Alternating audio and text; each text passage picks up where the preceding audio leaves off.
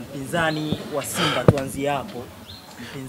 Kwanza surprise package kwenye michuano ya klabu bingwa msimu huu ni Stellenbosch kutoka Afrika Kusini. Hii ni surprise package ambayo hii ijaanzia Afrika, ipo kwenye michuano tofauti barani Ulaya, Amerika, AFCON zikichezwa, kombe la dunia, lazima itokee surprise package. Na surprise package kwenye michuano ya Afrika mwaka huu ni Stellenbosch. Stellenbosch FC ni klabu ambayo yenyewe ina uwezo wa kutumia nafasi chache inazozipata.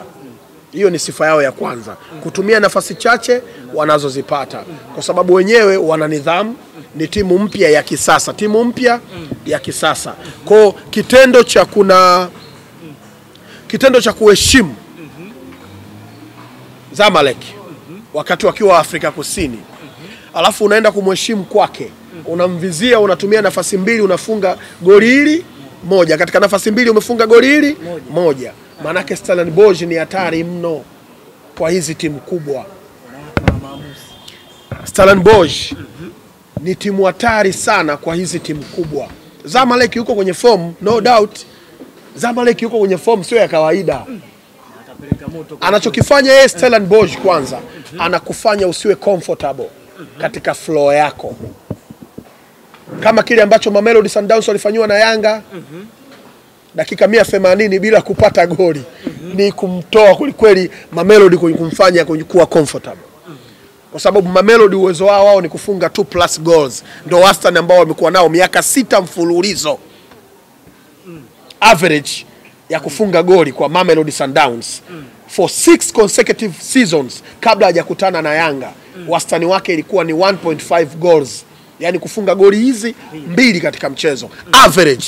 Inawezekana kuna mechi 7 ya kufunga, lakini kuna zingine alifunga 5, 6, ndio maana average. Lakini na Yanga wamecheza dakika 180, shot on target 2 na hajafunga goli. Sana Yanga ndo alikataliwa goli lake la Azizi Ki. Umenielewa? Sasa ile ilikuwa ni homework nzuri kwa kocha Gamondi, kuwatoa kwenye ile comfort zone Mamelodi Sundowns, ambao muda wote wao wanafikiria attacking. Yanga ndo mchezo wao, lakini wale ni bora kuliko Yanga, kwa lazima umheshimu, umuondoe kwenye ile comfort zone yake, mkabe muda wote, mfanyie high pressing ambayo inaanzia kwenye robo ya 3, usiende kule juu kabisa kwake, utatengeneza mashimo kwenye robo ya 3 ya kwako. Nianze tena. Wakati unafanya high pressing, usifanye full court high pressing. Ukifanya full court high pressing, itakuletea madhara, utaacha mashimo kwenye third ya kwako, yani ile 3 ya robo ya kwako kabla ya kufika kwenye goli. Wanaweza wakatumia counter. Kwa kama unafanya high pressing kwa timu zenye ubora kama ile Mamelodi, nenda kafanye high pressing kuanzia kwenye mstari wa 3 baada ya katikati ya uwanja. Usimfuate kwake kabisa. Umeelewa? Ndio alichokuwa akifanya Yanga siku ile. Na ndicho ambacho nawakumbusha. Mchezo wa kwanza wa Simba na Yanga 1-0 la kujifunga kijili.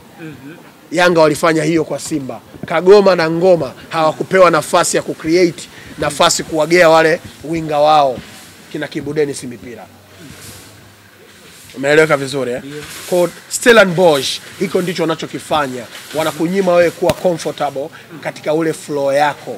Hiko ndio kitu ambacho naamini kocha Fadlu ana kazi ya kukifanya, na anawajua Stellenbosch, mzaliwa wa Afrika Kusini, amecheza mpira Afrika Kusini, anaiona timu hii ikiwa mpya, na sasa ndio kwa mara ya kwanza. Umeelewa vizuri eh? So it's time kwa yeye kuipa faida Simba. Faida walionayo Stellenbosch na wa Afrika Kusini kiujumla, wa Afrika Kusini wameamua kuvalia njuga soka la Afrika. Ndio maana katika timu 8 zilizosalia katika michuano ya Afrika, nusu finali ya kombe la shirikisho na klabu bingwa, wamesaliza timu hizo 3. Kuna Orlando, kuna Mamelodi na Stellenbosch wenyewe. Huo ni uwiano mkubwa sana. Nusu finali timu 3 ni uwiano mkubwa sana. Wa Afrika Kusini wameamua kuvaa njuga. Wanamfahamu, narudia tena, Fadlu. Mitaala aliyosoma Fadlu ya coaching imesomewa Afrika Kusini. Kwa hiyo wanamjua Fadlu well enough. Anajua tena kutumia mbinu gani. Yes, sasa hapa ni faida sasa kwa yeye fake. Awe na mbinu mbadala.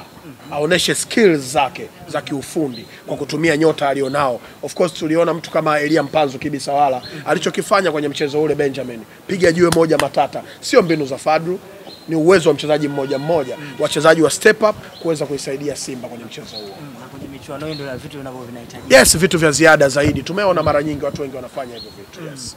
Unaona, kwa kumshauri kocha Fadlu Davis kwa kuingia katika mchezo huo ambao watu wengi pengine wanamfahamu zaidi, na kwa timu yake unavyoiona inaweza ikapata matokeo chanya mchezo wake huu wa kwanza wa nyumbani kabla ya kufika kule kwa Madiba South Africa. Homework ikiwa ya kutosha, maandalizi nje ya uwanja yakiwa ya kutosha, wachezaji wakiongeleshwa vizuri positively.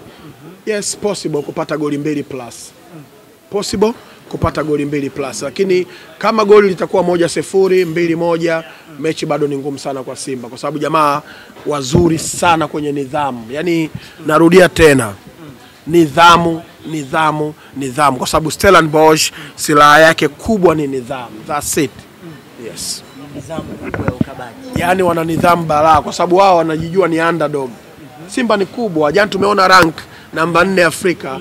Stellenbosch anajua kabisa ndio kucheza na mtu wa aina gani. Huyu ni host wa michuano ya AFL dhidi ya Al Ahly ya Misri. Umeelewa, Stadium Benjamin hapo. Kwa hiyo nadhani atakuwaje? Atakuwa lazima atamheshimu Simba. Unawezaje kumkaba Zamalek dakika 180 asifunge goli wewe? Na ukiangalia kafu iko kwao. Kafu iko sebuleni kwao Cairo pale. Wewe vipi? Yaani hata penalty basi wasipewe. Lakini Justin ukiangalia Simba anakuaga anasumbukaga sana akikutana na timu za South Africa. Yeah. Na wamepita makocha tofauti. Unafikiri wataenda kufanya kitu cha tofauti sasa hivi? Wana kocha Mwafrika Kusini, kwa hiyo itakuwa faida kwao. Kujua sasa wapi walikuwa wanakwama. Uone hiyo ni faida, nishakwambia. Very simple, nishaongea. Yaani Fadlu ana faida kuifaidisha Simba kwa sababu anafahamu Afrika Kusini, mitaala yake ya Afrika Kusini. Kwa anajua Stellenbosch strength yao iko wapi, weakness yao iko wapi. Still na Stellenbosch wana advantage kwa sababu they know Fadlu enough. Amecheza, amefundishwa na sasa ni kocha. Yes.